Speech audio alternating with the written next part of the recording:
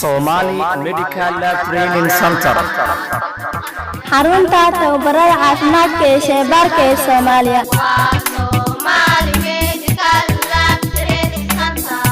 hadal la dhoodhoobaa ama been la dhahaa bulshadeena ka dhaga faartay maanta dhabtiin baa sidnaa oo waa iskuulka Somali Medical Lab Training Center. jahli waa abaaro aafiyo ka daran cudur dadka laguma eegtee aan idin ishaare Somali Medical Lab Training Center u aqoontaga. Somali Medical Lab Training Center waa iskuul aqoonsado runtan ku amaanaya dhakhaatiirta dhiga waa kuwa la aamino aqoon iyo tacliin ee baha ku shubay aad iyo aad ee iskuulka Somali Medical Lab Training Center arday aan tegin aqoon kuma jirtee yuusan erey ku gelin waa iskuul la aaminay aqoon iyo tacliin asluub lagu maneystay kaalay oo maanta soo aad ubadkana ka soo qora ha aflaxan dhamaantood dhigtu waxay maqashaa dhawaaqiyo macaan dhaayo waa u muhiim haddaadan wax aqoon waa dhibaato kaalay oo hadda soo gaara xarunta tababarada caafimaadka iyo shaybaarka ee Soomaaliya. Somali Medical Lab Training Center waxa uu ka mid yahay iskuulada tayada leh ee loogu talagalay ardayda jecel inay qaataan baraatiko dhameystiran sida roob dhibciyo dhulka xareedo buuxiso oo laga dhaansanaya ama sida dharaar ciideed ay bulshadeena dhammaan dhabtii ugu wada faraxeen maalintii dhulkeena laga furay iskuulka Somali Medical Lab Training Center.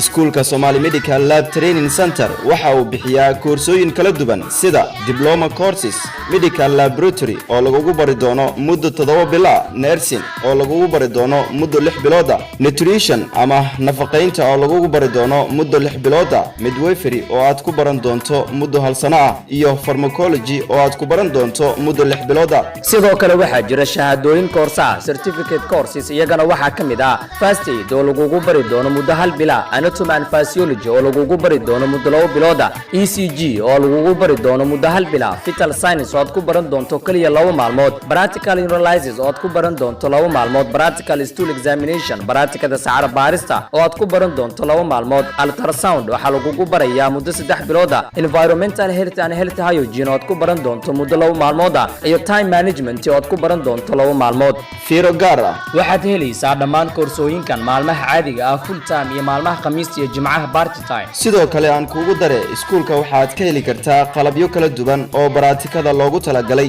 iskuulka waxa uu ku yaalaa Madiino degmada Wadajir agagaarka Argada kasoo horjeedka farmashiga Burus wixii faahfaahin dheeraad ah kala xiriir taleefanada kala ah eber 651 ama eber 697 ama